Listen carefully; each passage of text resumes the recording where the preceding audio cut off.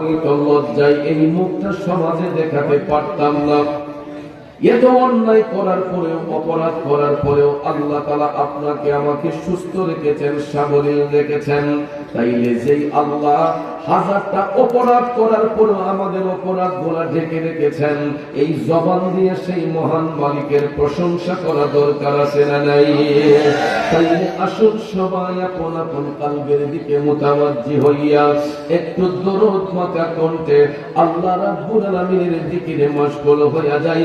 সবাই একটু আমার সাথে জিকির করুন, ইসমে জাত আল্লাহ আল্লাহ আল্লাহ আল্লাহ আল্লাহ আল্লাহ আল্লাহ আল্লাহ আল্লাহ আল্লাহ আল্লাহ আল্লাহ আল্লাহ আল্লাহ আল্লাহ আল্লাহ আল্লাহ আল্লাহ জপমন রে আল্লাহ তোরো সাধনা আল্লাহ আল্লাহ জপমন রে আল্লাহ তোরো সাধনা আল্লাহর নামটি না লইলে আল্লাহর নামটি না লইলে কলব চিন্তা হবে না আল্লাহ আল্লাহ জপমন রে আল্লাহ তোরো সাধনা আল্লাহ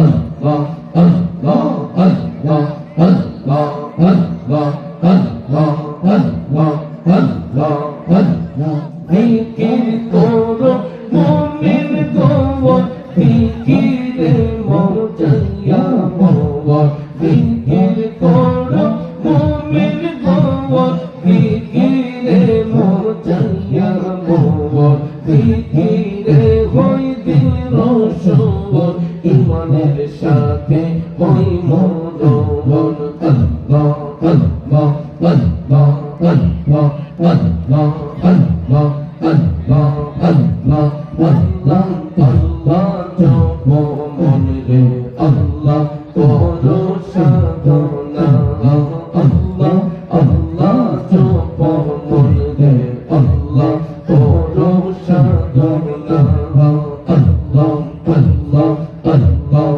আল্লাহ আল্লাহ আল্লাহ আল্লাহ আল্লাহ আল্লাহ আই মোহাম্মদ কামলে ওয়ালা আইনে আমার বুকে আয় আই মোহাম্মদ কামলে ওয়ালা আইনে আমার বুকে আয় ডাকেছে তো পাগলেরা ডাকেছে তো আশিকেরা শান্তিতে মোর কোলে যায় আই মোহাম্মদ কামলে ওয়ালা আইনে আমার বুকে আয় আল্লাহ আল্লাহ আল্লাহ আল্লাহ আল্লাহ আল্লাহ চারশো রোজার গ্রহ তারা জিন ইনসানের ফেরেশতারা মাশাআল্লাহ মারহাবা চারশো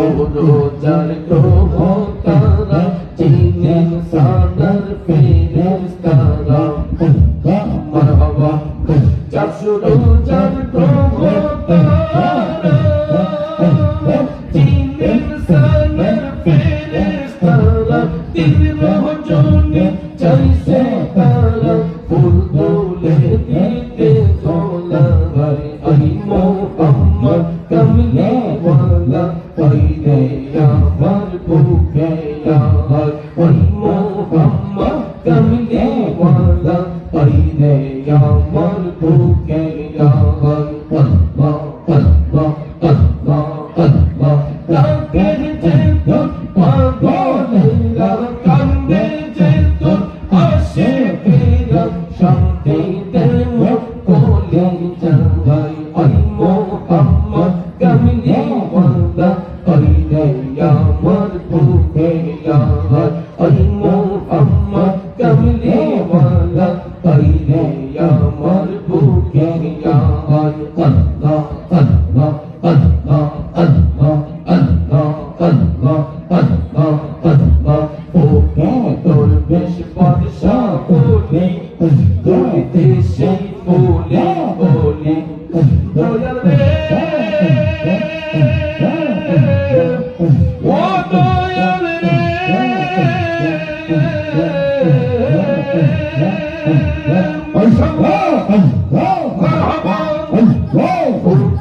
দরবেশ বাদশা বলে দলে সেই ফুলের কলি কাদের লইয়া বিকার চুলে কান্দিছে গাছের তলায় আই মোহাম্মদ কামলি ওয়ালা আই রে আমার বুকে আয় আই মোহাম্মদ মদিনা ওয়ালা আই রে আমার বুকে আয় আল্লাহ আল্লাহ আল্লাহ আল্লাহ আই মোহাম্মদ কামলি ওয়ালা আই রে আমার বুকে আয় আল্লাহ আল্লাহ আল্লাহ আল্লাহ আল্লাহ আল্লাহ আল্লাহ আল্লাহ আল্লাহ আল্লাহ আল্লাহ আল্লাহ আল্লাহ আল্লাহ আল্লাহ আই মোহাম্মদ মদিনা ওয়ালা আই রে আমার বুকে আয়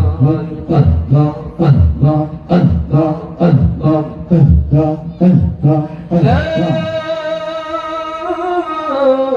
ইলাহা ইল্লাল্লাহু মুহাম্মাদুর রাসূলুল্লাহ সাল্লাল্লাহু আলাইহি ওয়াসাল্লাম একটা জবান বন্ধ রাখবেন না চিৎকার মেরে বলি আল্লাহু আকবার আর একটু মায়ার সুরে বলি ইয়া রাসূলুল্লাহ নবীর প্রেমিকেরা একটা জবান বন্ধ রাখবেন না গো চিৎকার মেরে বলুন ইয়া ওয়ালি আল্লাহ বিসমিল্লাহির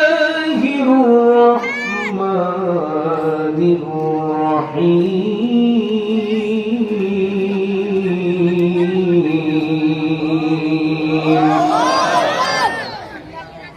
ইয়া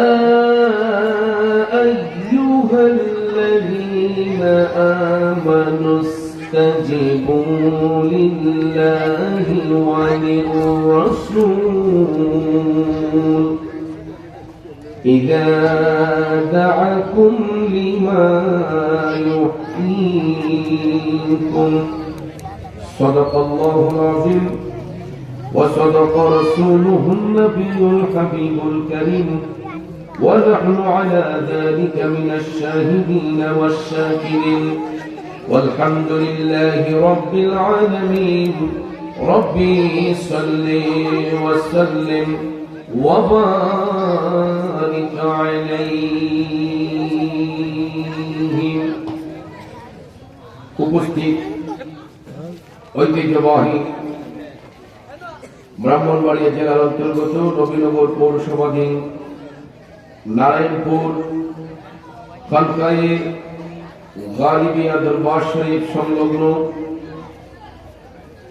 উপমহাদেশের প্রখ্যাত পীর কামেল হাজী মিল্লাত কুতুবুল ইরশাদ ইমাম তরিকত মুবাল্লিগ ইসলাম হযরত মাওলানা মুহাম্মদ কেরামত আলী জনপুরি রহমাতুল্লাহ আলাইহির সুযোগ্য উত্তরসূরি জনপুর দরবার শরীফের সম্মানিত পীর আওলাদ রাসূল হযরত মাওলানা মুহাম্মদ তাজুল ইসলাম সিদ্দিকী জনপুরি ভারত মাদ্দাজিল্লাহুল আলী শুভাগমন উপলক্ষে চতুর্থ বার্ষিক ইসারে সোয়াবের মাহফিল 2025 ইংরেজি শরীফ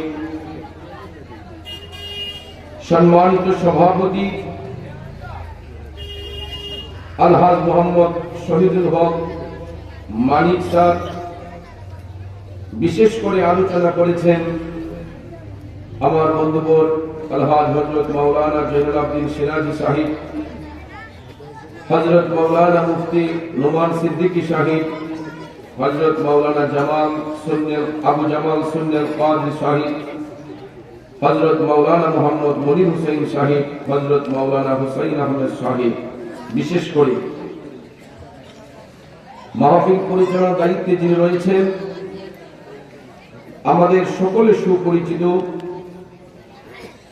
জনপুর দরবার শরীফের অন্যতম খলিফা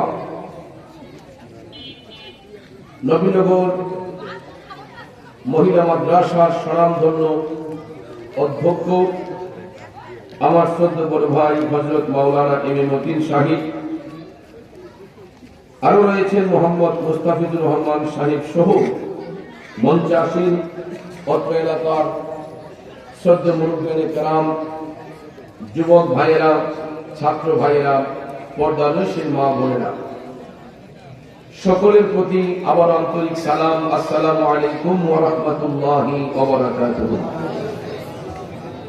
রব্বুল ইজ্জতের আলিশান দরবারে লাখো কোটি শুকর গুজার করার পর প্রিয় নবী সরকারে দু আলম নূরে মুজাসসাম মুহাম্মদুর রাসূলুল্লাহ সাল্লাল্লাহু তাআলা আলাইহি ওয়াসাল্লামের শানে নাতে মুস্তাফা দুরুদে মুস্তাফা সাল্লাল্লাহু আলাইহি ওয়াসাল্লাম পরিবেশন করে আপনাদের খেদমতে মহাগ্রন্থ আল কোরআনুল কারীম থেকে ছোট্ট একখানা আয়াতে পাক তেলাওয়াত করেছি। রাত গভীর সময় সংক্ষেপ, খুব অল্প সময় আয়াতে পাকের মূল অর্থ তাফসীরের ভাষায় কিছু আলোচনা এসেছে, এইগুলো উপস্থাপন করে মিলাদ শরীফ হবে। আগামী বছর মাহফিল প্রসঙ্গে আরো কিছু আলোচনা হবে। পরিশেষে মুনাজাতের মাধ্যমে আপনাদের জন্য পর্যাপ্ত পরিমাণ তাবারুকের ব্যবস্থা করা হয়েছে।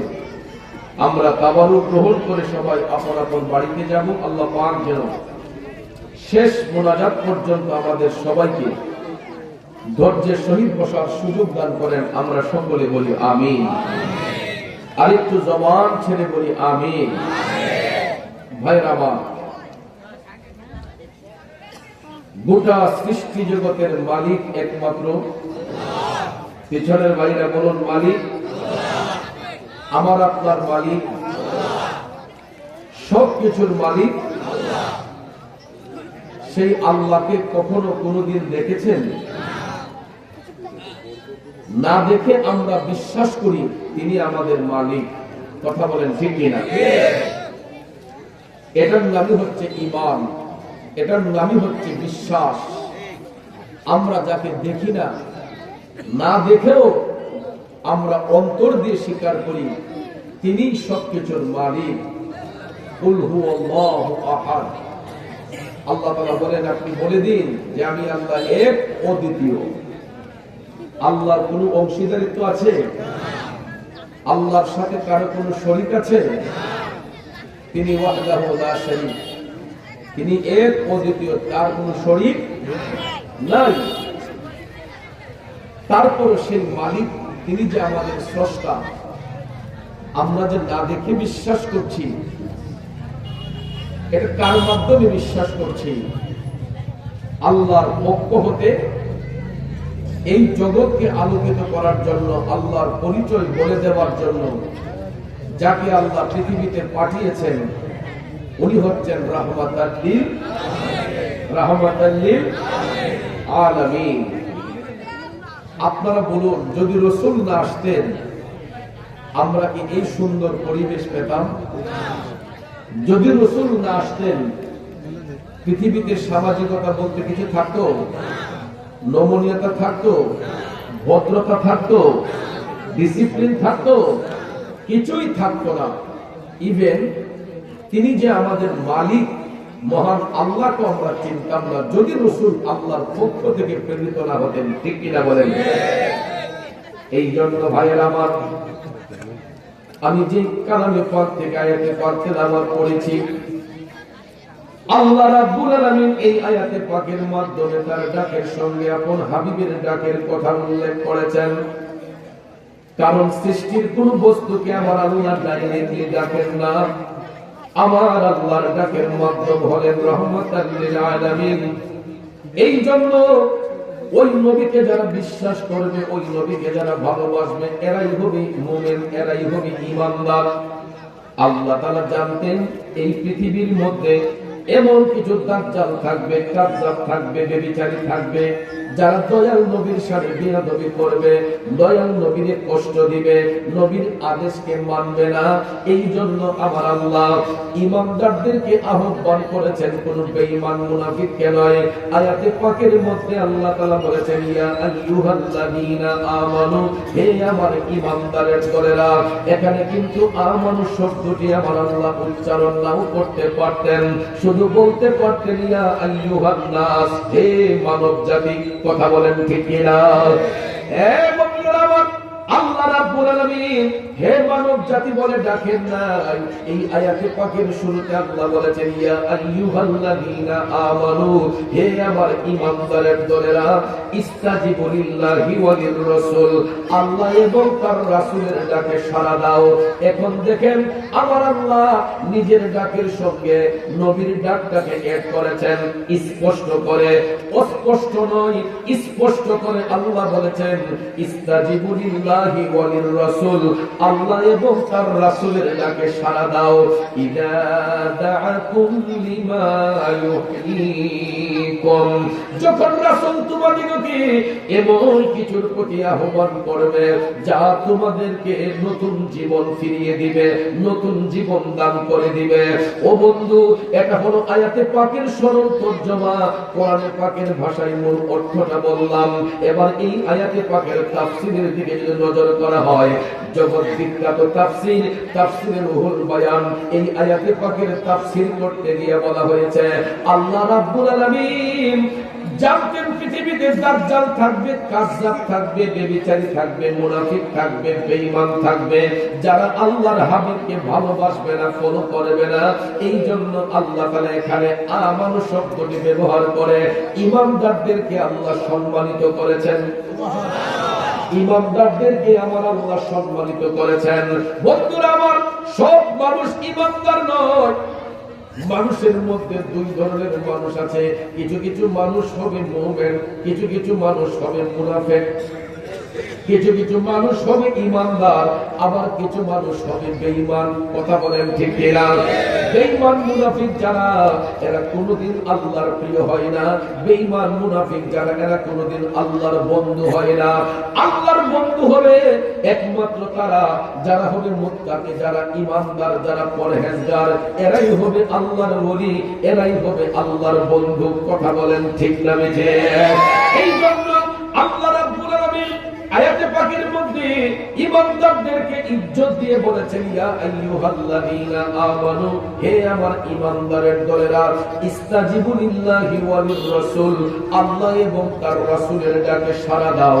এখন ভাইয়েরা আমার, বন্ধুরা আমার, প্রশ্ন হলো আল্লাহর ডাকের সঙ্গে নবীর ডাকটাকে কেন এড করা হলো? বাজার তাফসীরে রুহুল বায়ান প্রমাণ করেছে, আমার আল্লাহ সৃষ্টির কোন বস্তুকে ডাইরেক্টলি ডাকেন না, আমার আল্লাহ মাধ্যম ব্যতি রেখে সৃষ্টির কোন বস্তুকে ডাকেন না। আপনারা বলেন তো, আজ পর্যন্ত কোনদিন কি আমার আল্লাহর ডাক শুনছেন? আল্লাহ কেউরের নাম ধরে ডাকছে শুনছেন? বাজার সৃষ্টির কোন বস্তুকে আমার আল্লাহ ডাইরেক্টলি ডাকেন না।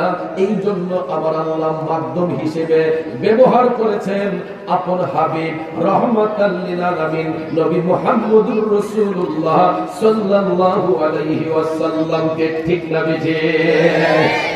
ওই নবীকে ইজ্জত দিয়েছেন কে? আল্লাহ দিয়েছেন নবীকে সম্মান, তোমারই হিংসাই হবে কি? আল্লাহ দিয়েছে নবীকে সম্মান। ঠিক না? দুনিয়ার মানুষগুলা ইজ্জত দিলেই কি না দিলেই কি, আবার আল্লাহ কয়, ও হাবিব ওয়া রাফা'না লাকা যিকরাক, আপনার ইজ্জত, আপনার প্রশংসা আমি আল্লাহ বাড়াইয়া দিয়েছি। দুনিয়ার মোল্লা মুর্শিদ রাসূলকে ইজ্জত দিলেই কি না দিলেই কি, নবীর ইজ্জত, নবীর প্রশংসা বাড়াইয়া দিয়েছেন কে? এই জন্য চট্টগ্রামের কবি লিখেছেন, রসুল আমরা তোমায় না চিনিলে তোমার কি আসে যায়, মোরা তোমায় না চিনিলে তোমার কি আসে যায়। দুনো জাহান নবীজির নবীজির নবীজির, দুনো জাহান নবীজির নূরি কদমে ঝোঁকায়। ঠিক কিনা বলেন, আরো জোরে বলেন ঠিক কিনা। দুনো জাহান নবীজির নূরি কদমে ঝোঁকায়, মোরা তোমায় না চিনিলে তোমার কি আসে যায়। দুনো জাহান নবীজির নূরি কদমে ঝোঁকায়। একটা জবান বন্ধ রাখবেন না গো, চিৎকার মেরে বলি আল্লাহু আকবার। আর শুনে বলি ইয়া রাসূলুল্লাহ। জগতের বন্ধুরা রে, ও মুরব্বী বাবাজিরা, আমার সম্মানিত মা বোনরা, সৃষ্টির কোন বস্তুকে আল্লাহ তাআলা ডাইরেক্টলি ডাকেন না, মাধ্যম হিসেবে আমার আল্লাহ আপন হাবিবকে ব্যবহার করেছেন। এই জন্য আমার আল্লাহ দয়াল নবীর ডাকটাও এড করেছেন। এই জন্য তাফসীরে রুহুল বয়ান প্রমাণ করেছে, আল্লাহর পক্ষ হতে সৃষ্টির কোন বস্তুকে যখন রাসূল ডাক দেন, আহ্বান করেন, ওই ব্যক্তি নামাজরত অবস্থায় থাকো, ওজিফা লিপ্ত অবস্থায় থাকো, ব্যক্তিগত কাজে থাকো, সামাজিক কাজে থাকো, সর্বাবস্থায় রাসূল যখন ডাক দিবেন সব কিছু ছেড়ে দিয়া আমার নবীর ডাকে সাড়া দেওয়া হচ্ছে জরুর। আরো জোরে বলবেন সুবহানাল্লাহ। নামাজে থাকুক, ওজিফা করা থাকুক, কোরআন তেলাওয়াতে থাকুক, যে কোনো ইবাদতে থাকুক, রাসূল যখন কাউকে ডাক দিবে সব কিছু ছেড়ে দিয়া নবীর ডাকে সাড়া দেওয়াটা জরুর। কারণ রাসূল তো ব্যক্তিগত কাজে কাউকে ডাকবেন না, আল্লাহর পক্ষ থেকেই রাসূল সৃষ্টির বস্তুকে ডাকবে। কথা বলেন ঠিক না বেঠিক? আমার বন্ধুরা আমার, ওই নবীর তাজিম অন্তরে রাখা দরকার আছে না নাই? এই আয়াতে পাকের তাফসীর যদি আমাদেরকে বুঝতে হয়, সাহাবায়ে কেরামের জীবন পদ্ধতি অনুশীলন করতে হবে। আজকে আমরা জেনে নেব আমার নবীর ডাকে সাহাবায়ে কেরাম কেমনে সাড়া দিয়েছেন। আব্বাজিরা আমার, নবীর প্রেমিকেরা, নবীর মনোযোগ মনোযোগ। আমার নবীকে সাহাবায়ে কেরাম কতটুকু ভালোবাসতেন, কিভাবে তারা মন উজাড় করে নবীর প্রতি শ্রদ্ধাশীল থাকতেন, একটু বললে কি আপনাদের কষ্ট হবে? বন্ধুরে বন্ধু, আলোচনাটা যদিও কমন, এই নবী প্রেমের আলোচনা যত শোনা যায় ততই ঈমানটা তাজা হয়। ভাইয়েরা আমার, বন্ধুরা আমার, একটা পুরুষ এবং একটা নারী, তাদের জীবনের অমূল্য রাত হচ্ছে বাসর রাত। কথা বল ঠিক কিনা? একটা নারী, একটা পুরুষ, সাবালক সাবালিকা, যেই দিন নেকাহের বন্ধন হয়, আপনারা বলেন ওই দিনের মধ্যে তো দুলহা তো একজনই থাকে, ঠিক না বেশি? রানীও থাকে একজন, নাকি অন্যজন থাকে? ওই দিনটা স্বামী এবং স্ত্রীর জন্য ইম্পর্টেন্ট একটা রাত, যেটাকে বাসর রাত বলা হয়, ঠিক কিনা বলেন? স্বামীর বাড়ি যদি নারায়ণপুর হয়, স্ত্রীর বাড়ি ইব্রাহিমপুর, স্বামীর বাড়ি যদি নবীনগর হয়, অনেক সময় স্ত্রীর বাড়ি হয় ভৈরব, নরসিংদী, ব্রাহ্মণবাড়িয়া অথবা কোনো একটা গ্রামে।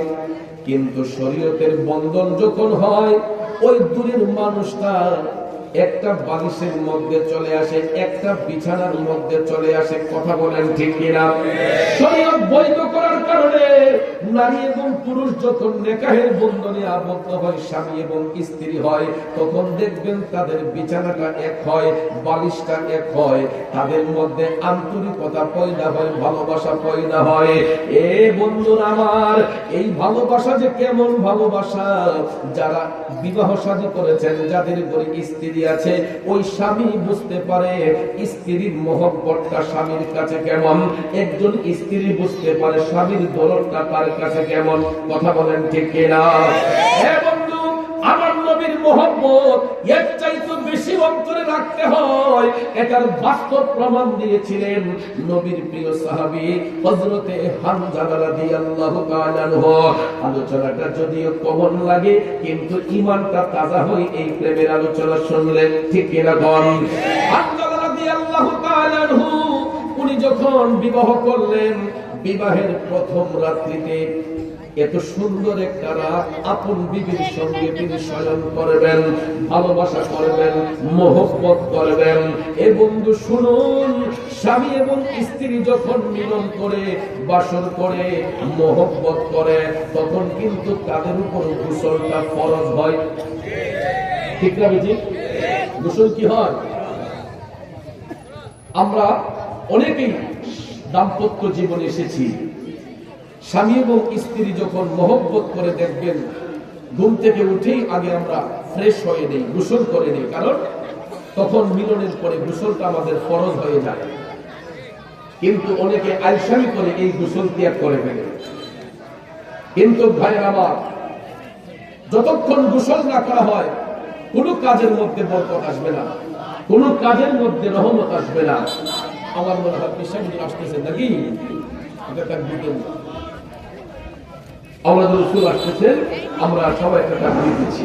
নারায়ে তাকবীর, আল্লাহু আকবার, নারায়ে রিসালাত। ইয়া রাসূলুল্লাহ, যখনই হুজুরের আগমন, শুভেচ্ছা স্বাগত, যখনই হুজুরের আগমন,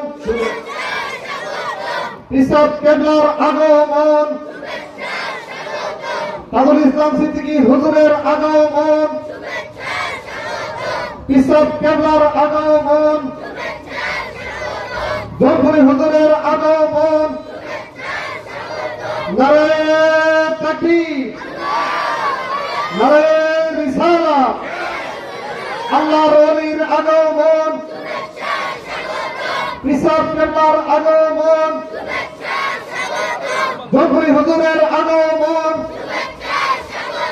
তাজুল ইসলাম সিদ্দিকী হুজুরের আগমন, ইসাব কেবলার আগমন, আল্লাহর ওলির আগমন, নারায়ে তাকবীর। সকলে বলেন আলহামদুলিল্লাহ। আলহামদুলিল্লাহ। যারা ডেকে আছেন ডেকে ভিতরে চলে আসেন। সবাই দরুদ পড়ুন, আল্লাহুম্মা সাল্লি আলা সাইয়্যিদিনা মুহাম্মাদ, আল্লাহুম্মা সাল্লি আলা মুহাম্মাদ নাবিয়ানা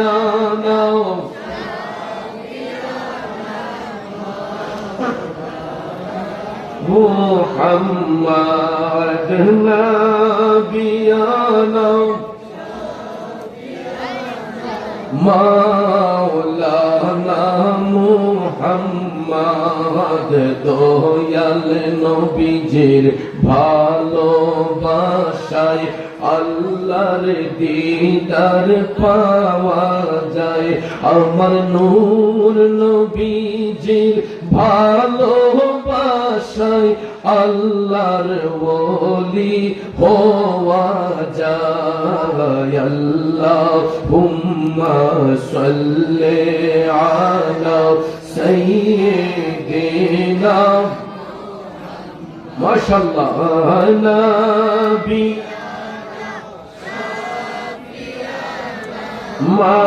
মাওলানা। বাবাজির আমার, বন্ধুরা আমার, যেটা বলতে চেয়েছিলাম, স্বামী এবং স্ত্রীর ইম্পর্টেন্ট যে রাতটা, এটা হলো পবিত্র বাসর রাত। এটা একটা সুন্দর রাত স্বামী এবং স্ত্রীর জন্য। হযরত হামজালা রাদিয়াল্লাহু তাআলা আনহু বিবাহের প্রথম রাত্রিতে আপন বিবির সঙ্গে তিনি বাসরে মিলিত হইলেন। সকাল বেলা গোসল কাপড়ের উপর ফরজ গোসল করবেন। হঠাৎ করে জিহাদের ময়দানে যাওয়ার জন্য, জিহাদের ময়দানে শরীক হওয়ার জন্য মদিনার কামলিওয়ালা নবী, মায়ের নবী, দয়ার নবী হযরতে হানজালার নাম ধরে ডাক দিলেন। হানজালা। ডাকটা শোনার সঙ্গে সঙ্গে হযরতে হানজালা তিনি ফরজ গোসল করবেন, কিন্তু রাসূল যখন ডাক দিলেন, তিনি আমার দয়াল নবীর ডাকের মধ্যে সাড়া দিয়া লাব্বাইক ইয়া রাসূলুল্লাহ বলে নবীর কদম মোবারকে হাজির হয়ে গেলেন। ভাইরা আমার, হযরতে হানজালার উপর গোসল ফরজ আমার নবী জানেন কি জানেন না? এই বিশ্বাস আছে না নাই? আপনারা বলুন, রাসূল জানতেন কিনা? আমার কামলিওয়ালা নবী এক এক ভাবে উম্মতের ঈমান পরীক্ষা করতেন। ভাইরা আমার, বন্ধুরা আমার, ছাত্ররা যখন পড়াশোনা করে, যখন তারা লেখাপড়া করে, দেখবেন পরীক্ষা নেওয়া হয়, আবার দেখবেন কিছু কিছু মৌখিক পরীক্ষা হয়, ঠিক না বেশি? মৌখিক পরীক্ষাও আছে না? খাতাপত্রের মধ্যে লেখার একটা পরীক্ষা, আবার মৌখিক একটা পরীক্ষা। ভাইরা আমার, বন্ধুরা আমার মদিনার কামলিওয়ালা নবীজি অনেক সময় অনেকভাবে সাহাবায়ে কেরামের ইন্টারভিউ নিতেন, অনেকভাবে উম্মতকে রাসূল ঈমান যাচাই করতেন। হযরতে হানজালা ফরজ গোসল করবেন আমার নবী জানতেন। এ সত্ত্বেও আমার দয়াল নবীজি ডাক দিলেন, হানজালা। হযরতে হানজালা ফরজ গোসলটা বাদ দিয়া লাব্বাইক ইয়া রাসূলুল্লাহ বলে আমার নবীর ডাকে সাড়া দিলেন। আমার ভাইয়েরা, বন্ধুরা, আপনারা বলেন, ফরজ তরক করলে কেমন গুনাহ হয়? কি গুনাহ হয়? কবিরা গুনাহ হয়। ভয় পান? ফরজ তরক করলে কি গুনাহ হয়? কবিরা গুনাহ হয়। তো হযরতে হানজালা, ওনার উপর গোসল ফরজ, রাসূল ডাক দিয়েছেন। আপনারা বলেন, ওই মুহূর্তে ওনার ফরজ গোসলটা বড় নাকি আমার নবীর ডাকে সাড়া দেওয়াটা বড়?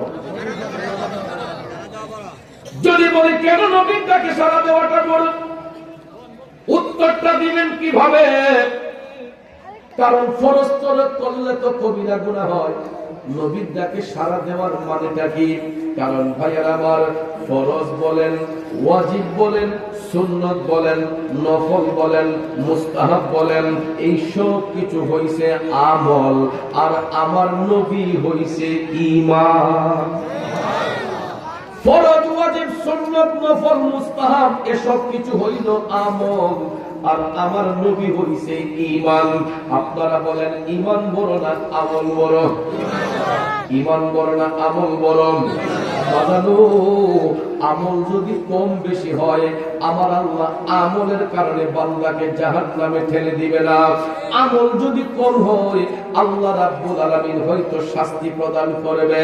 বান্দা যদি চোখের পানি চাইরা ক্ষমা চায়, আল্লাহ মাফ করে দিবে।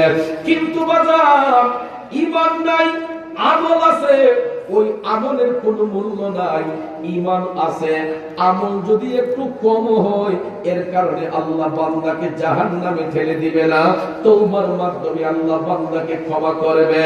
এই জন্য ভাইরা আমার, ঈমানের দাম বহু, আর আমাদের ঈমান হলো রহমাতাল লিল আলামিন। কথা বলেন ঠিক কিনা? আরো জোরে বলেন ঠিক না বেজে? এই জন্য কবি বলেছেন, পলকে জীবন দিয়ে দেব যদি নবী তুমি চাও, কলিজা টুকরা করে দেব যদি নবী তুমি চাও। ও গোয়ারি জি আমার, এই ওদমে একবার দেখা দাও, হাবিবি ইয়া রাসূলুল্লাহ, হাবিবি ইয়া হাবিবাল্লাহ, হাবিবি ইয়া রাসূলুল্লাহ, হাবিবি ইয়া হাবিবাল্লাহ।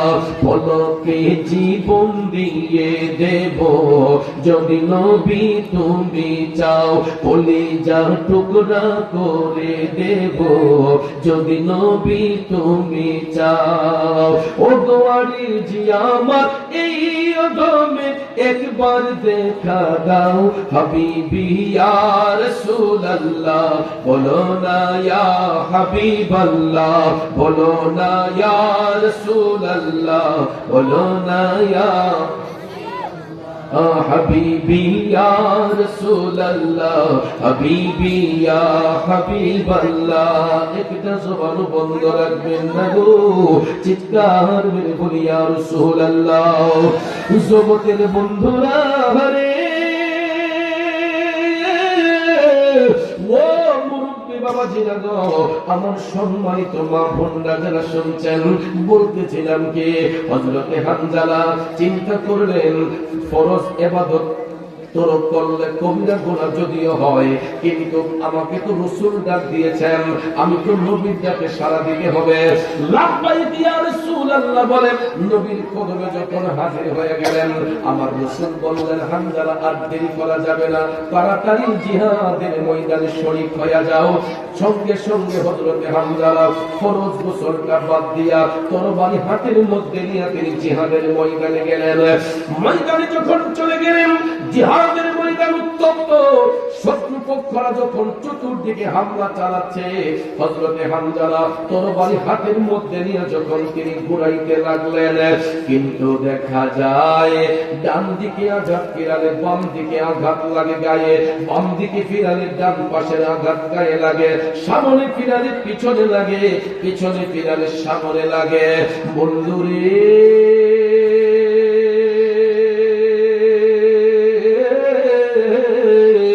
হঠাৎ দেখা যায় একটা ধারালো তীর আইসা হযরতে হানজালার কলিজা বরাবর যখন ঢুইকা গেছে, ফিচকি দিয়ে রক্তের ফুটাগুলো টপ টপ করে পড়তেছে, কলিজাটা যখন ছিদ্র হয়ে গেল, হযরতে হানজালা রাদিয়াল্লাহু তাআলা আনহু তিনি টপ টপ করে চোখের পানি ছাড়িয়া কাঁদতে কাঁদতে পেরেশান হইয়া দেখা যায় ময়দানের মধ্যেই তিনি অজ্ঞান হয়ে পড়ে গেছেন। জিহাদের ময়দানে ঢলে যখন পড়ে গেছেন, একাধিক তীরের আঘাত গায়ে ঢোকার কারণে রক্তক্ষরণ হয়েছে।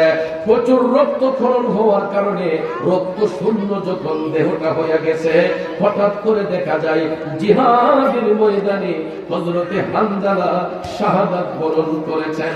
ইন্না লিল্লাহি ওয়া ইন্না ইলাইহি রাজিউন। আমার যুবক বন্ধুরা, জিহাদের ময়দানে হযরতে হানজালা শহীদ হয়ে গেলেন। জিহাদের ময়দান স্তব্ধ হয়ে গেল। জিহাদের ময়দান যখন স্তব্ধ হয়ে গেল, শত্রুপক্ষরা যার যার মতো করে চলে গেল। শহীদানদের লাশ খোঁজা শুরু হলো। আল্লাহু আকবার বলুন।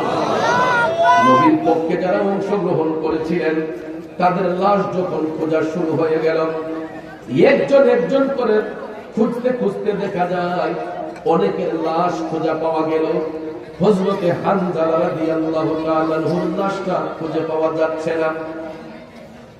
সাহাবায়ে কেরাম ময়দান থেকে হুজরাতে ফিরে আসলেন। আমার কামলিওয়ালা নবী ডাক দিয়ে বলতেছেন, আমার হানজালাকে দেখছি না কেন? সাহাবায়ে কেরাম ডাক দিয়ে কই, নবী গো, একবার দেখেছিলাম আপনার হানজালার দেহ মুবারক থেকে রক্তের ফোঁটাগুলো টপ টপ করে পড়ছে। ইয়া রাসূলুল্লাহ, তারপরে আরেকবার লক্ষ্য করেছি আপনার হানজালা জিহাদের ময়দানে ছটফট করতেছে। ইয়া রাসূলুল্লাহ, পরবর্তীতে আমরা লক্ষ্য করেছি আপনার হানজালা জিহাদের ময়দানে শহীদ হয়ে গেছে। কিন্তু নবী গো, আমরা যখন জিহাদের ময়দান স্তব্ধ হওয়ার পরে আমরা যখন শহীদদের লাশ খুঁজতে শুরু করলাম, সবাইকে খুঁজে পাইলাম, আপনার উম্মত হানজালাকে খুঁজে পাই নাই। আমার নবী ডাক দিয়া কয়, আবার তোমরা পুনরায় শহীদদের লাশ খোঁজা শুরু করো। এই কথা শোনার সঙ্গে সঙ্গে সাহাবায়ে কেরাম আবার ময়দানে গেলেন। জিহাদের ময়দানে যাইয়া শহীদদের লাশ আবার যখন খোঁজা শুরু হইল, হঠাৎ করে দেখা যায় হযরতে হানজালার লাশ খুঁজে পাওয়া গেছে, কিন্তু লাশের ধরনটা একটু ব্যতিক্রম। নবীর প্রেমে পাগল হলে, নবীর প্রেমে পাগল হলে আল্লাহ তাআলা খুশি। নবীর দরুদ পড়ো দিবানিশি। নবীর প্রেমে পাগল হলে, নবীর প্রেমে পাগল হলে আল্লাহ তাআলা খুশি। নবীর দরুদ পড়ো দিবানিশি। কষ্ট হচ্ছে ভাইরা, এ নবীর প্রেমিকেরা রে,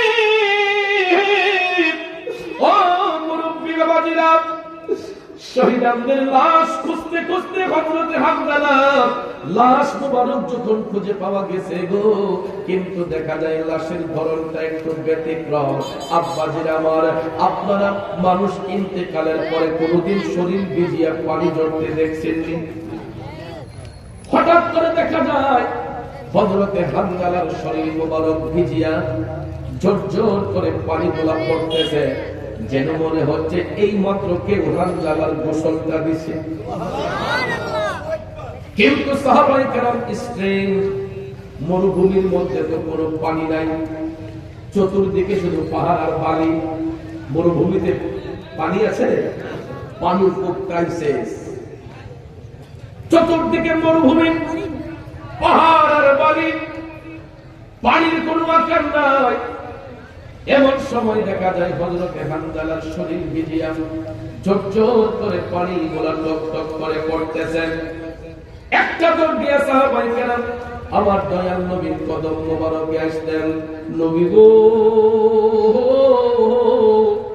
ওগো মায়ার নবীজি, ইন্তেকালের পরে আমরা কত মানুষের লাশ দেখলাম, কিন্তু কারো শরীর ভিজিয়া পানি ঝরতে দেখি নাই। নবী গো, আপনার উম্মত হানজালার লাশ যখন আমরা খুঁজে পাইলাম, আমরা লক্ষ্য করেছি ইয়া রাসূলুল্লাহ, আপনার উম্মত হানজালার শরীরটা ভিজিয়া ঝরঝর করে পানিগুলা জমিনে পড়তেছে। এই কথা শোনার সঙ্গে সঙ্গে গো, আমার মদিনার কামলিওয়ালা নবী, মায়ার নবী, দয়ার নবীজি টপ টপ করে চোখের পানি ছেড়ে রাসূল কান্না শুরু করে দিলেন। আমার নবী কান্দে,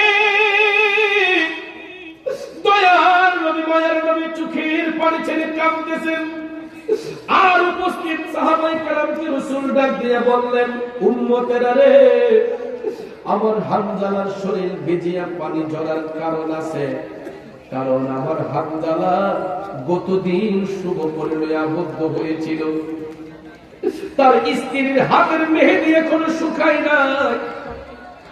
হানজালা তার বিবির সঙ্গে বাসন করেছিল, তার গোসলটা ফরজ ছিল। আমি রাসূল যখন জিহাদের ময়দানে ডাক দিয়েছিলাম, আমার হানজালা আমি নবীর মহব্বতে ফরজ গোসলটা বাদ দিয়া জিহাদের ময়দানে শরীক হয়েছে। আমার উম্মতেরা শোনো, আমার হানজালা জিহাদের ময়দানে শরীক হয়েছে। শত্রুরা যখন তার দিকে তীর নিক্ষেপ করেছে, আমার হানজালার শরীর থেকে রক্তক্ষরণ হওয়ার কারণে জিহাদের ময়দানে আমার হানজালা শহীদ হয়েছে, কিন্তু তার ফরজ গোসলটা তো বাকি ছিল। ঠিক কিনা?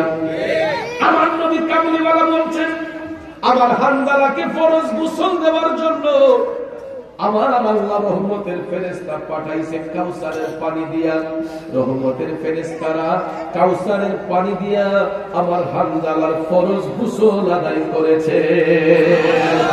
আর জোরে জোরে বলনা সুবহানাল্লাহ।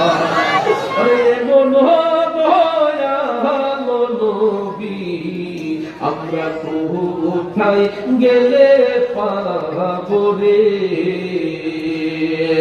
এমন নবী, আমরা কোথায় গেলে পাবো রে? ওই নবীর প্রেমে জীবন দিলে লাভ নাকি লস? হযরতে হানজালা কি লাভ অর্জন করলেন? ওনার উপাধি কিন্তু গাসিলুল মালাইকা, ফেরেশতাদের দেওয়া গোসল দেওয়া ব্যক্তি। উনি অনলি ওয়ান পারসন, উনি হচ্ছেন নবীর সাহাবী হযরতে হানজালা রাদিয়াল্লাহু তাআলা আনহু। আমার নবীর ডাকে সাড়া দিয়ে আল্লাহর রাহে জীবন কুরবান করেছেন। আপনারা বলুন, হায়াতের মালিক কে? মৌতের মালিক কে? আল্লাহ চাইলে বাঁচাতে পারেন, আল্লাহ চাইলে মারতে পারেন। কথা বলেন ঠিক কিনা? এই জন্য কবি বলেন, তুমি রাখো কি বাবা হারো, এই দয়া করো, থাকিতে যেন তোমায় না ভুলি। যার জন্ম হয় মৃত্যুটা অনিবার্য। মৃত্যুটা কখন, কোন সময়, কোন জায়গায় হবে, এটার নির্দিষ্ট কোন গ্যারান্টি নাই। কথা বলেন ঠিক কিনা? একটু আগে একটা মায়ের চোখের পানি আমি দেখে আসছি, একটু আগে একটা মায়ের চোখের পানি আমি দেখে আসছি। মা টপ টপ করে চোখের পানি চাইরা কান্না কান্না বলে কইছে, হুজুর আমার ছেলে আব্দুর রহিমের জন্য একটু দোয়া কইলে। একটা মাত্র ছেলে, মায়ের বুকটা শূন্য করে আল্লাহর ডাকে সাড়া দিয়েছে। দুর্ঘটনার শিকার হয়ে, অ্যাক্সিডেন্টের শিকার হয়ে মা দুনিয়াতে আছে, মায়ের কোল খালি করে সন্তান চলে গেছে। আব্বারে, আমরা তো অনেকেই মনে করি যে শুধু সন্তানের কাঁধে মনে হয় পিতার লাশ বহন করা হয়, কিন্তু পৃথিবীর ইতিহাসে এমন কিছু ঘটনা আছে রে বাজান, অনেক সময় পিতার কাঁধেও সন্তানের লাশ বহন করতে হয়। এই আব্দুর রহিমের মা টপ টপ করে চোখের পানি ছেড়ে কান্না সন্তানের জন্য দোয়া চাইল। আজকে মা আছে, ছেলে নাই। অনেক সময় দেখা যায় ছেলে আছে, মা নাই। অনেক সময় দেখা যায় ছেলে আছে, বাবা নাই। বাবা আছে, সন্তান নাই। মোট কথা, মৃত্যুর ডাক যখন যার সামনে আসবে, সবাইকে মৃত্যুর ডাকে সাড়া দিতে হবে। এই জন্য কবি বলেছেন, জন্মিলে মরিতে হবে। ওরে ভবরঙ্গ হবে যে ভঙ্গ ছবি, সাদেরই অঙ্গ তোমার মাটিতে মিলাবে।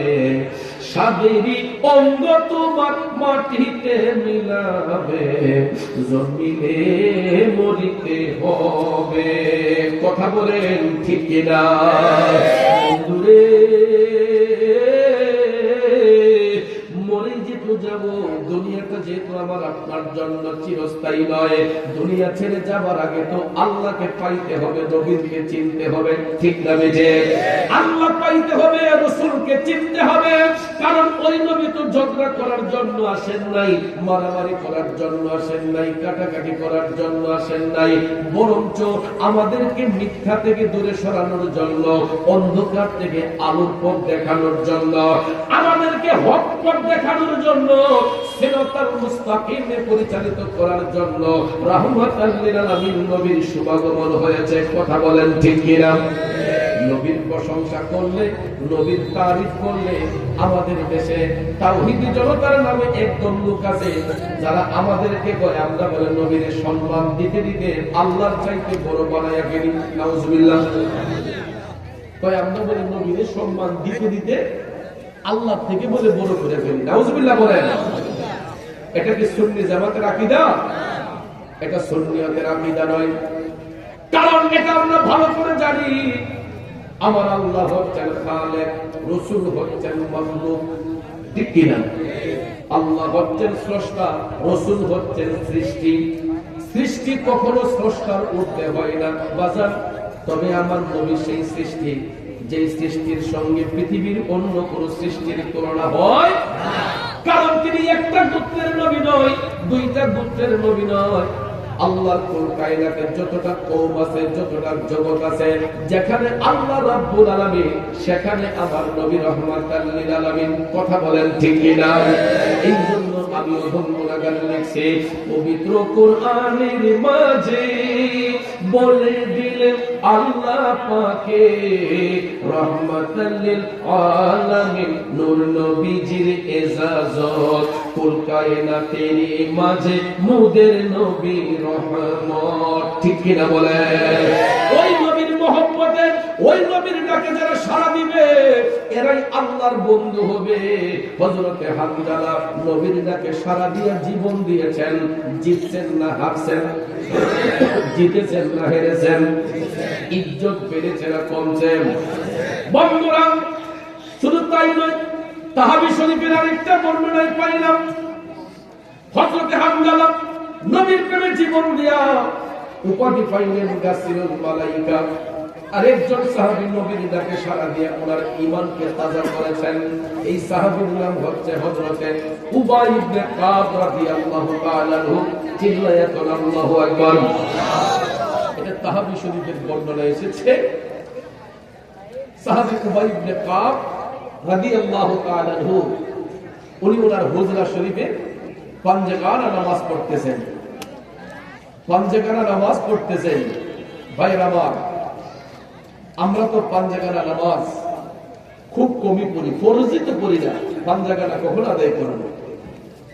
কিন্তু প্রত্যেকের ঘরে ঘরে নামাজের নির্দিষ্ট স্থান রাখা দরকার। ঠিক কিনা বলেন? আমরা যে নফল বন্দেগীগুলা করি এগুলা গোপনে করতে হয়, লুকানোর অন্তরালে। এই জন্য সুফি সাধকগণ তারা ইবাদতের জন্য নির্দিষ্ট খানকা তৈরি করেন। এই যে খানকা শরীফ, এখানে কি শুধু নাচানাচি হয়? এখানে শুধু আমল আখলাক হয়। কথা কর ঠিক না বেশি? খানকা শরীফ মানে কি? ইবাদতের নির্দিষ্ট স্থান। ইবাদতের নির্দিষ্ট স্থান, এটা পাঞ্জেগানা, এটা ইবাদতের একটা নির্দিষ্ট স্থান হচ্ছে খানকা। খানকা শরীফ, যেখানে মালিককে তালাশের জন্য রিয়া মুক্ত হয়ে, ফখর মুক্ত হয়ে একজন আল্লাহর বান্দা মওলাকে তালাশ করে, ওই জায়গাটার নাম হচ্ছে খানকা। প্রত্যেকের ঘরে ঘরে খানকা রাখা দরকার, কিন্তু আমরা তো পারি না। আমাদের বাচ্চা কাচ্চার জন্য পরিবেশ পরিস্থিতির মোকাবেলা হয়ে আমরা এই পরিবেশ গড়ে তৈরি করতে পারি না। কিন্তু কোন এক সময় আমাদের মুসলিম পরিবারে এই অভ্যাস চালু ছিল। এখন তো ছেলে মেয়ের বিয়া শাদী হলে নামাজের চকিটা দেয় না। আমি ছোটবেলায় দেখেছি গ্রাম অঞ্চলেও বা শহরের অঞ্চলেও যদি কোনো বিবাহ শাদী হয়েছে, মেয়ের বাবার বাড়ি থেকে আর কিছু না দেয়, একটা নামাজের চকি দিছে। ঠিক কি বাজার? নামাজের চকি দিছে খুশি হয়ে যে আমার মেয়ে নামাজ পড়বে। প্রত্যেকের ঘরে আগে এক সাইডে নামাজের চকি থাকতো, কাঠ দিয়ে সেটা বানানো হতো, ছোট ছোট চকি থাকতো। কিন্তু এখনো আছে কিছু ঘরে, কিন্তু অনেক ঘরে নাই, ম্যাক্সিমাম ঘরে নাই। আমরা আস্তে আস্তে ইবাদত থেকে দূরে সরে যাচ্ছি। আমি এখনো চ্যালেঞ্জ করে বলতে পারবো, তাহাজ্জুদ তো দূরের কথা, এখানে যারা বসছেন অর্ধেকেরও বেশি মানুষ আজকে এশারের নামাজটা কাজা হয়েছে। মিথ্যা বলেছি? রাগ করেছেন? এখানে অনেক মানুষ আছেন মাগরিব কাজা হয়েছে, আসর কাজা হয়েছে, যোহর কাজা হয়েছে। ফজরের কথা বললে লজ্জা লাগে। প্রত্যেকটা মাহফিলে গেলেই একই অবস্থা। আজকে আমরা ইবাদত থেকে বিমুখ হওয়ার কারণে আমাদের দিল পাষাণ হয়ে যাচ্ছে। ঘরে খানকা রাখবো দূরের কথা, পাঞ্জেগানায় নামাজ পড়বো দূরের কথা, আমরা তো ফরজ নামাজটা পর্যন্ত পড়তে ইচ্ছুক নয়। দেখা যায় মসজিদে আজান হচ্ছে, মুয়াজ্জিন সাহেব হাইয়া আলাস সালাহ বলে ডাকছে, মুসল্লি চায়ের দোকানে বসে বসে বিড়ি টানতেছে। নাকি মিথ্যা বললাম? এই মানুষগুলো যাত্রা গানে গিয়ে বসে, এই মানুষগুলো নাটকের মঞ্চে বসে, এই মানুষগুলো আবার দেখা যায় টেলিভিশনের সামনে বসে সিনেমা দেখে। ওই মানুষগুলাই ঈদগাহ ময়দানে যায়, এই মানুষগুলাই মাহফিলের ময়দানে যায়। নাকি এরা অন্য দেশ থেকে? আমাদের মতো লোকগুলাই দেখা যায় যাত্রা গানের সামনে গিয়ে বসে, পালা গানের সামনে বসে, নাটকের মঞ্চে বসে, টেলিভিশনের সামনে বসে। আবার ওই লোকগুলাই ওয়াজের মাহফিলে বসে, ওই লোকগুলাই মসজিদে গিয়ে নামাজ পড়ে, ওই লোকগুলাই ঈদগার নামাজ পড়ে। বাবাজিরা আমার, হয়তো মোলা চৌধুরীর কথাগুলো আজকে শুনতে একটু তিতা লাগতেছে, কিন্তু একটা কথা মনে রাখবেন, আল হাক্কু মুররুন, সত্য কথা তিতা লাগে, কিন্তু আব্বারে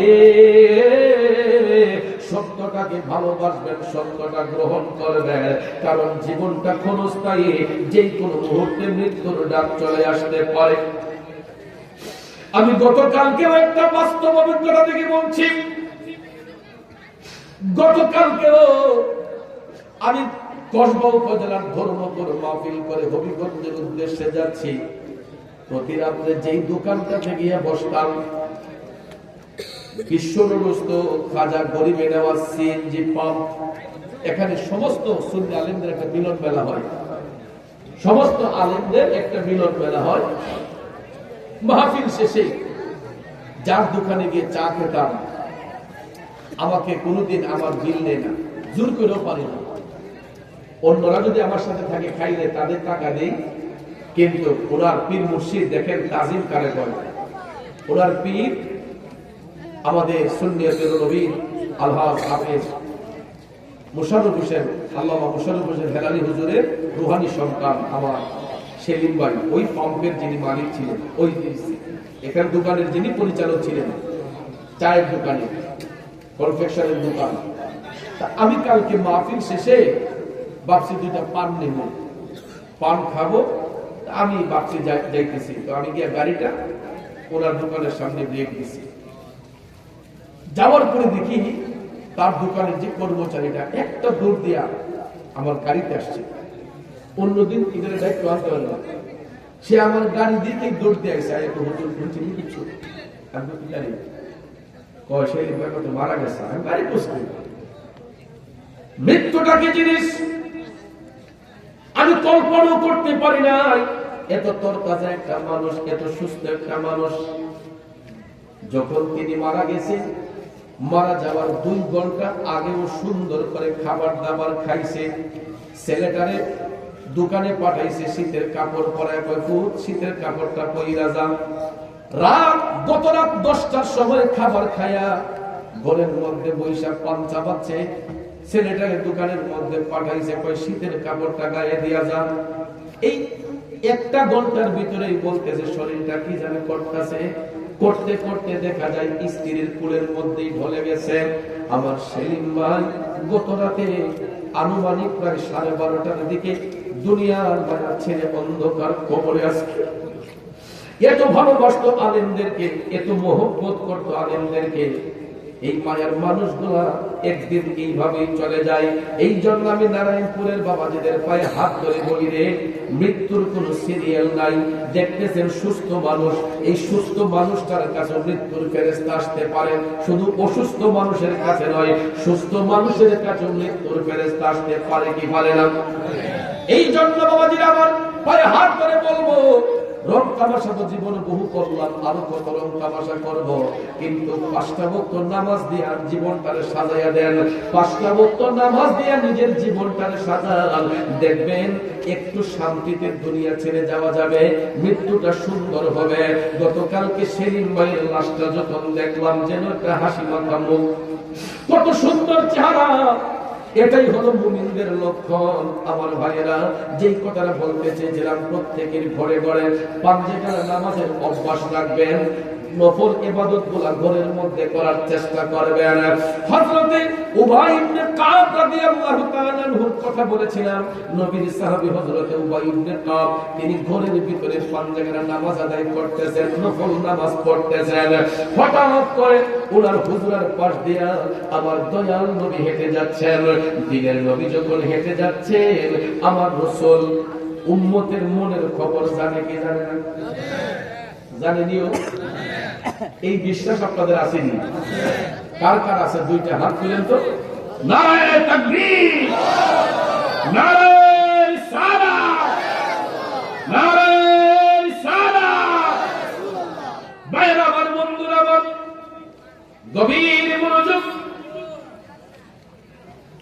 হযরতে উবাই ইবনে কাব রাদিয়াল্লাহু তাআলা আনহু, তিনি ঘরের মধ্যে নামাজ পড়তেছেন, তিনি নফল নামাজে মশগুল। হঠাৎ করে রাসূল ওনার হুজরার পাশ দিয়ে যাচ্ছেন। আমার মদিনার কামলিওয়ালা নবী ডাক দিলেন, উবাই ইবনে কাব। সাহাবী তো তখন নামাজের মধ্যে। আপনারা বলুন, ওই মুহূর্তে সাহাবীর নামাজটা বড় নাকি নবীর ডাকটা বড়? পিছনের বাইরে সন্দেহ আছে নাকি? সাহাবীর নামাজ বড় না নবীর ডাক বড়? এ বন্ধুরা আমার, বাবাজিরা, সাহাবী উবাই ইবনে কাব নামাজটা ভাঙেন নাই।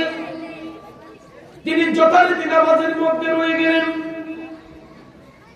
যথারীতি নামাজের মধ্যে রয়ে গেলেন। নামাজ শেষ করার পরে তিনি লাব্বাইক ইয়া রাসূলুল্লাহ বলে আমার নবীর কদম মোবারকে হাজির হলেন। আমার নবীর কদমে হাজির হলেন। আমার যুবক বন্ধুরা, ভাইয়েরা, এমন সময় রাসূল বললেন, উবাই ইবনে কাব, আমি তো তোমারে একটু আগেই ডেকেছিলাম, তোমার আসতে দেরি হলো কেন? এ উবাই ইবনে কাব, আমি তো তোমাকে একটু আগেই ডেকেছিলাম, আসতে দেরি হলো কেন? সাহাবী ডাক দিয়া কয়, নবী গো, ইয়া রাসূলুল্লাহ, আপনি যখন ডেকেছিলেন আমি গোলাম তখন নামাজের মধ্যে ছিলাম। কিসে ছিলাম? ইয়া রাসূলুল্লাহ, নবী গো, আপনি যখন ডেকেছিলেন আমি গোলাম তখন নামাজের মধ্যে ছিলাম। আমার রাসূল তখন ডাক দিলেন, উবাই ইবনে কাব, তুমি কি কোরআনের এই আয়াত শুনো নাই? ইস্তাজিবু লিল্লাহি ওয়া লির রাসূল। আমার নবী ডাক দিয়ে বললেন, উবাই ইবনে কাব, তুমি কি কোরআনের এই আয়াত শুনো নাই? ইস্তাজিবু লিল্লাহি ওয়া লির রাসূল ইযা দাআতুম লিমা ইউহয়িকুম। এই কথা বলার সঙ্গে সঙ্গে সাহাবী উবাই ইবনে কাব তিনি লজ্জায় কাতর, মাথাটাকে নিচু করে তিনি টপ টপ করে চোখের পানি ছাইরা কান্দে আর কয়, নবী গো, ইয়া রাসূলুল্লাহ, আজকের মতো গোলামকে ক্ষমা করেন, আর কোনদিন এই রকমটা হবে না। ইয়া রাসূলুল্লাহ, নবী গো, আজকের মতো আমারে ক্ষমা করেন, আর কোনদিন এই রকম বিয়াদবি হবে না। আমার রাসূল বললেন, ঠিক আছে, যাও, এখন থেকে এরকম ভুল আর যেন না হয়। তার মানে বোঝা গেল উবাই ইবনে কাব রাদিয়াল্লাহু তাআলা আনহু নামাজ পড়তেছেন, নবী যখন ডাক দিলেন নামাজ ভাঙ্গা নবীর ডাকে সাড়া দেওয়াটা জরুর ছিল। ঠিক না ঠিক? কারণ নবী হচ্ছেন ইমাম, নামাজ হচ্ছে আমল। কথা বলেন ঠিক কিনা? নামাজ হচ্ছে আমল, রাসূল হচ্ছেন ঈমান। ঈমানের চাইতে আমল কখনো বড় হতে পারে না। কথা কোন ঠিক না ঠিক? কারণ যেই নামাজ পড়ার জন্য আমরা পাগল করা হই, ওই নামাজের মধ্যে আমার নবীর সালাম না দিলে নামাজও তো বাতিল হয়ে যায়। নামাজে নবীর সালাম আছে না নাই? কথা কোন না আছে না নাই? ভাইরা আমার, বন্ধুরা আমার, নামাজ আল্লাহর সালাম লয় না আল্লাহ পাকে, ওয়াজিব হলো সালাম দিবে নবীজিকে। ঠিক না বেজে? নামাজ আল্লাহর সালাম লয় না আল্লাহ পাকে, ওয়াজিব হলো সালাম দিবে নবীজিকে। বন্ধুরা আমার, বাবাজিরা, নামাজের মধ্যে নবীরে সালাম দেওয়া ওয়াজিব। আমরা যখন তাশাহুদ করি, আত্তাহিয়াতু যখন পাঠ করি, আসসালামু আলাইকা আইয়ুহান নাবিয়্যু, এই শব্দটা বাদ দিয়া নামাজ পড়লে নামাজ শুদ্ধ হবে না অশুদ্ধ হবে? নামাজ কি শুদ্ধ হবে? আসসালামু আলাইকা আইয়ুহান নাবিয়্যু, এখানে নবীর সালাম আসেনি? তাইলে নামাজের মধ্যে নবীরে সালাম না দিলে নামাজ যদি বাতিল হয়ে যায়, যেই নবীরে সালাম না দিলে নামাজ বাতিল হয়ে যায়, ওই নবী যখন ডাক দিবেন নামাজ ছাইরা নবীর ডাকে সাড়া দেওয়া দরকার আছে না নাই? এটাই হলো সাহাবায়ে কেরামের ঈমান, এটাই হলো সাহাবায়ে কেরামের আকীদা, তাদের বিশ্বাস। আমরা যদি তাদের মত পথ অনুসরণ করি, তাইলে আমরাও বান্দা থেকে আল্লাহর বন্ধু হতে পারবো। আর যারা এই অভ্যাস করেছেন, এই আমল যারা করেছেন, যারা নবী ওলির পথ পেয়েছেন, যারা সাহাবা এবং নবীদেরকে ফলো করেছেন, ওই সমস্ত ব্যক্তিগুলা বান্দা থেকে আল্লাহর বন্ধু হয়েছে। কথা কোন ঠিক কিনা? এই ভাইয়ের আমার, বন্ধুরা আমার, এই জনপুর খানকার প্রেমিকেরা আমার, আমরা সবাই মিলে আজকের এই মাহফিলে আমরা সবাই ওয়াদা করব, আজকের পর থেকে আর কোনোদিন নামাজ কাজা করব না। নামাজ পড়বো না ছাড়বো? কৃষ্ণ হুজুর কি বলছেন যে তোমরা নামাজ পড়ো না? এই কথা বলছেন?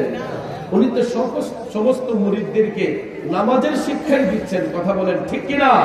কারণ আমরা এমন একজন নবীর উম্মত, যেই নবীর কাছে কোনো কিছু লুকিয়ে রাখা যাবে না। কারণ হাসরের ময়দানে তো আমার নবী হবেন আল্লাহর পক্ষ হতে সুপারিশ প্রাপ্ত হয়ে সর্বপ্রথম সাক্ষ্যদাতা হবেন রাহমাতাল লিল আলামিন। কথা কোন ঠিক না ঠিক? নবীর সুপারিশ ছাড়া কোনো বান্দা বান্দী কি জান্নাতে যেতে পারবে? ভাইয়ের আমার, বন্ধুরা আমার, তাহলে অবশ্যই বাধ্যতামূলক ইশকে মুস্তাফার প্রেমে, হুব্বে মুস্তাফার প্রেমে আমাদেরকে পাগল হতে হবে। অবশ্যই নবীর প্রেমে মাতোয়ারা হতে হবে। আর না হলে আল্লাহর বন্ধু হওয়া যাবে না। তো বাবাজির আমার, বন্ধুরা আমার, আলোচনা লম্বা করব না। রাত যেহেতু 12টা ওভার হয়েছে, আমার ভাইয়েরা তারা আমার মাধ্যমে একটু জিকিরের আবদার করেছেন। বিশেষ করে এটা কে দিয়েছে আমি জানি না, যে আসসালামু আলাইকুম হুজুর, পাবলিক পাঠাইছে, এই হিম হে জিকিরটা অনেক ভালো লাগে, যদি আজকে আবার করতেন। আচ্ছা, আপনারা বলেন, হিম হে কোনো জিকির আছে? এটা তো আল্লাহর সাথে গুস্তাখি হবে যদি এরকম কেউ বলে যে জিকির হিমহে কোনো জিকির আছে। আসলে কি জানেন, আমরা বাংলাদেশের মানুষ পড়ালেখা করি ঠিক, কিন্তু পড়ালেখা কইরা কেউ শিক্ষিত হয় আর কেউ কুশিক্ষিত হয়, কেউ সুশিক্ষিত হয় কেউ কুশিক্ষিত হয়। পড়ালেখা দুই ধরনের, একটা সুশিক্ষা একটা কুশিক্ষা। সুশিক্ষায় শিক্ষিত যারা হয় এরা কোনোদিন আল্লাহর জিকিরকে নিয়ে ক্রিটিসাইজ করে না, আর সুশিক্ষায় শিক্ষিত যারা হয় এরা কোনোদিন আল্লাহর জিকির নিয়ে ক্রিটিসাইজ করবে না। কুশিক্ষায় শিক্ষিত যারা হবে এরা আল্লাহর জিকিরকে নিয়ে এনকার করে, ক্রিটিসাইজ করে। এই যে সাউন্ড বক্সটি দেখছেন, আমরা যখন জিকির করি তখন এই যে আল্লাহ খুশি, এটার মধ্যে তিনবার আল্লাহ করে, আমি খুশি একবার, বক্সের মাধ্যমে ইকু দিলে এটা তো একবার তিনবারের বিষয় কইতে যায়। তো আমরা যখন মাহফিলে জিকির করি, অনেক আল্লাহর ওলির দরবারে যাই যেখানে সারাক্ষণ গান বাজনা চলত, নারী পুরুষ একসঙ্গে নাচানাচি করত। শোনেন মিয়া, আপনাদের এই নবীনগরের মধ্যে তো অনেক মাজার শরীফে একসময় গান হতো, ঠিক না? কিন্তু এগুলা ছেড়ে দিয়া এখন মানুষ ইসলামের প্রতি উদ্বুদ্ধ হয়েছে, মানুষ ওয়াজ মাহফিলের দিকে ঝুঁকেছে। কথা কোন ঠিক না?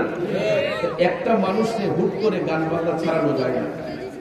যেই ব্যক্তি করে সব সময় এটা ছাড়ানো যায় না, তাকে আস্তে আস্তে দূরে আনতে হবে। তখন আমরা কি করলাম, আহলে সুন্নাত ওয়াল জামাতের আকীদায় বিশ্বাসী যারা, এই পথে যারা চলি, আমরা মাহফিলে গেলে আশেকদেরকে নিয়ে একটু জিকিরে সাফা করি।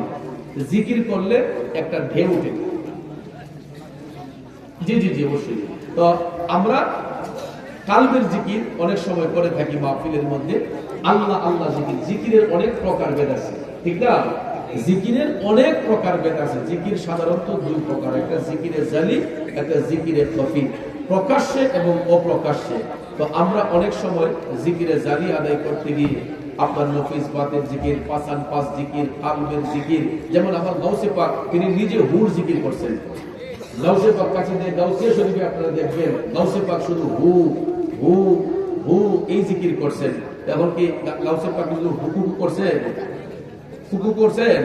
শুধু হুর জিকির আমার গাউসে পাক নিজে করেছেন। এরপরে আমরা বক্সের মাধ্যমে যখন কালবের জিকির করি, এটার মধ্যে রিমিক্স হয়।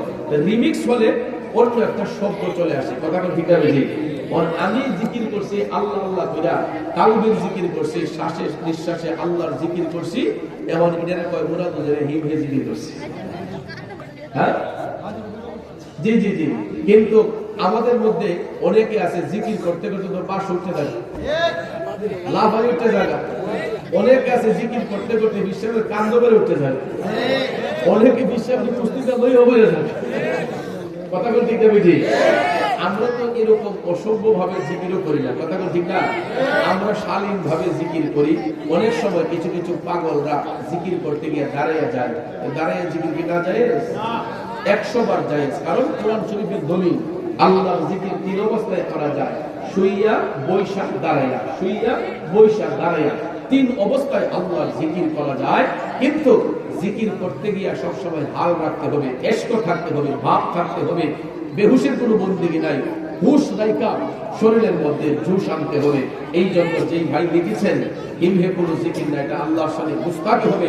আপনি তওবা করেন, আল্লাহ আপনাকে ক্ষমা করুন। আর আমি মুরাদ চৌধুরী এতটা উন্মাদ নয়, এতটা পাগল নয় যে আমি আল্লাহর জিকিরকে বিকৃত করে করব। কারণ আমি তো সামান্য পড়াশোনা করছি, ঠিক না? আমি ইসলামিক হিস্ট্রিতে অনার্স মাস্টার্স, আমি কামিল হাদিস এবং ফিকহ, মুফতি এবং মুহাদ্দিস। আমি তো সামান্যতম হইলেও একটু পড়াশোনা করছি। আমার ভিতরে কি এতটুকু জ্ঞান নেই যে আল্লাহর জিকির এনকার করে করা যাবে না? সবসময় আদবের সহিত, তাজিমের সহিত আল্লাহর জিকিরে মাশগুল হতে হবে। কথা বলেন ঠিক কিনা? ভাই আমার, বন্ধুরা আমার, এই মাহফিল এটা একটা ঐতিহ্যবাহী মাহফিল। কথা বলেন ঠিক কিনা? আমরা এই মাহফিলে আমার মা বোনদের কিছু আবদার থাকে, আমার যুবক ভাইদের কিছু আবদার থাকে, আমার শ্রোতাদের কিছু আবদার থাকে। তো আমি সব মিলে একটা বড় ধরনের সিফার মাঝে থাকি। ওয়াজ যদি করি তাইলে কিছু কিছু মানুষে কয় শান গায় না, আর শান যদি দেয় আবার কিছু মানুষে কয় হুজুর আজকে ওয়াজ করছে না। আবার জিকির যদি না করি কিছু মানুষে কয় দৈত্রে গেলাম হুজুরের জিকির বলে আজ একটু জিকিরও করলো না। তো আমি বড় করে সিফাত না, আমার শাম ওরা হল লাগে, কোন ওরা হল লাগে। শানও রাখতে হয়, পুনও রাখতে হয়। এই জন্য ভাইয়ের আমার কিছু ওয়াজও করি, কিছু শানও দেয়, কিছু জিকিরও করি। এতে কি আপনারা খুশি না বেজার? খুশি না বেজার? কিন্তু ভাইয়ের আমার, বন্ধুরা আমার, আসলে আমি নবীনগর উপজেলায় যতগুলা মাহফিল করি, অন্য কোন ডিস্ট্রিক্টে উপজেলায় এত মাহফিল আমার হয় না। আমার বন্ধু মহলরা আমারে বলে, আপনি তো নবীনগরের হুজুর হয়ে গেছেন। তো আসলে আমি নবীনগরের মানুষের সাথে এমন ভাবে মিশে গেছি, যেই মানুষটারে আমি দেখি ওই মানুষটারে আমার আপন মনে হয়। আপনারা আমাকে কি মনে করেন জানি না, কিন্তু যাদেরকে আমি দেখি সবাইকে আমার আপন মনে হয়। এবং প্রত্যেকটা রাস্তাঘাট আমার কাছে লাগে যেগুলো আমার নিজের আপন বাড়ির ঘরের মতো লাগে। তো এই জন্য বিশেষ করে নবীনগর পশ্চিম এলাকায় এমন কোন মহল্লা, এমন কোন গ্রাম নাই যে আমি পাগলা গেছি না। আমার মোটামুটি সব গ্রামে যাওয়া আসা হয়েছে এবং সব এলাকার মানুষের সাথে আমার একটা কমিউনিকেশন আছে, যোগাযোগ আছে, আন্তরিকতা আছে। তো আমি জানি না সবাই আমাকে কি মনে করে। আমি সবাইকে অন্তর থেকে সম্মান দেই এবং আমি হবিগঞ্জে আমি বলে রাখছি আমার ফ্যামিলিতেও, নবীনগর কসবা এবং ব্রাহ্মণবাড়িয়া জেলার কোন মানুষ রাতে 1টা 2টা 3টা বুঝি না, যদি যখন আমার বাসায় আসে আমার দরজা 24 ঘন্টা করে। এবং আমি যেখানে পাই ব্রাহ্মণবাড়িয়ার মানুষ সিলেটের মধ্যে, আমি চেষ্টা করি সামান্য একটু মেহমানদারি করতে। এবং আমি বইলেও রাখছি যে বাড়ি কই যে আমার দেখার বিষয় না, ব্রাহ্মণবাড়িয়া জেলার ভিতরে হলে আমার সিলেটে গেলে আমি বলছি আপনি আমার মেহমান। এই জন্য আমি মনে করি আপনারা আমাকে মহব্বত করে দাওয়াত করেন। আরেকটা প্রোগ্রাম আপনাদের এই নারায়ণপুরে, এটাও প্রতি বছর আমি করি। আগামী 9 ডিসেম্বর, এই বছর একদিন আগে গেছে, তারা যোগাযোগটা একটু দেরিতে করার কারণে নারায়ণপুর দক্ষিণ পাড়া যুব সমাজের উদ্যোগে কবরবাসীর আত্মার মাগফিরাত কামনায় ৪র্থ বার্ষিক ওয়াজ ও দোয়ার মাহফিল আগামী 9 ডিসেম্বর মঙ্গলবার।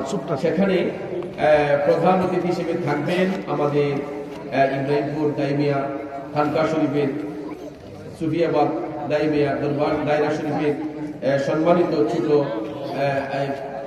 সপ্তম গতিশীল পীর হুজুর সৈয়দ ফৈজি মোহাম্মদ আহমদুল্লাহ জিনুল আলী হুজুর থাকবেন প্রধান অতিথি।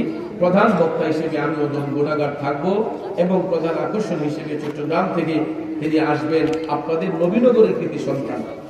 এই নবীনগরে আর একটা এলএমের জাহাজ আল্লাহ পাক পয়দা করেছে, অত্যন্ত মুহাক্কিক মুআদ্দাব একজন আলেম, আমার সহযোদ্ধা, আমার ভাই হযরত মাওলানা হাফেজ কারি মুফতি গোলাম কিবরিয়া, ওনার বাড়ি সম্ভবত আহমদপুর গ্রামের কৃতি সন্তান।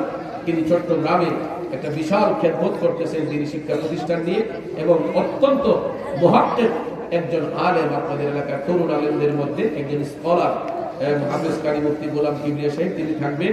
আরো অন্যান্য উলামায়ে কেরাম থাকবেন।